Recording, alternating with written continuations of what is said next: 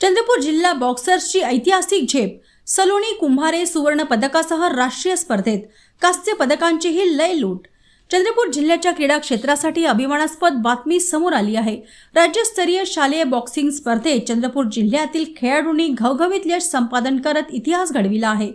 अकोला जिल्ह्यातील मूर्तिजापूर येथे पार पडलेल्या राज्यस्तरीय शालेय क्रीडा स्पर्धेत चंद्रपूरच्या सलोनी कुंभारे हिने सुवर्ण पदक पटकावत थेट राष्ट्रीय स्पर्धेचे तिकीट मिळवले आहे.